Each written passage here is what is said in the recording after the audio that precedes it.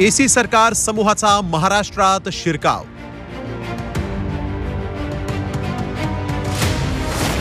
त्र्यंबकेश्वरमध्ये AC सरकारनं स्तंभ उभारला। आदिवासी परिसरात पाय पसरण्याचा प्रयत्न। समांतर सरकारचा दावा करणारी संघटना एसी सरकार समूहाचा महाराष्ट्रात शिरकाव झालाय। या समूहानं थेट नाशिक जिल्ह्यातील त्र्यंबकेश्वरमध्ये आपल्या समूहाचा स्तंभ उभारलाय। थेट शिलालेख उभारल्यानं एकच खळबळ माजली। शिलालेख स्तंभ उभारल्यानं त्र्यंबकेश्वर तालुक्यातील आदिवासी परिसरात हातपाय पसरण्याचा या समूहाचा प्रयत्न मानला जातोय। एसी सरकार समूह भारत सरकारला मानत नाही।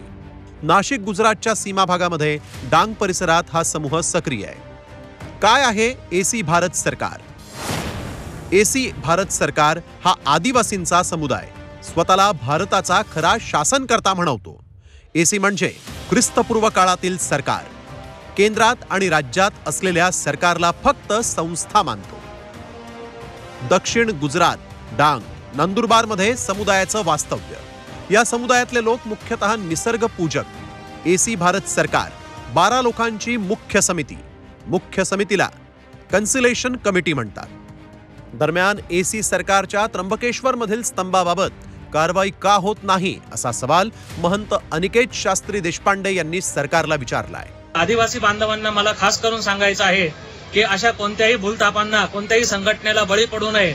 तुम्ही मूळ हिंदू आहात, आमचे आहात आणि या भारताचे मूळ आहात। आणि जे एसी सरकार स्तंभ उभारला आहे तो लवकरात लवकर तेथून जमीनदोस्त करावा, शासनाला माझी विनंती आहे। अन्यथा 2 दिवसानंतर तीव्र जन आंदोलन तेथे उभारण्यात येईल। हा समूह स्वतःला देशाचा खरा शासनकर्ता समजतो।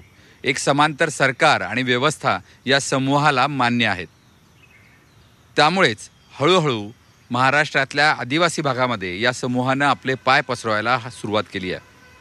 पोलिसांना या बाबतीत विचारल्यानंतर त्यांनी आचारसंहिता असल्यानं काहीही बोलण्यास नकार दिला। मात्र आता सरकार या बाबतीत काय कारवाई करतं याकडे सर्वांचं लक्ष लागलं आहे। व्हिडिओ जर्नलिस्ट बबनसह योगेश खरे, झी मीडिया, नाशिक।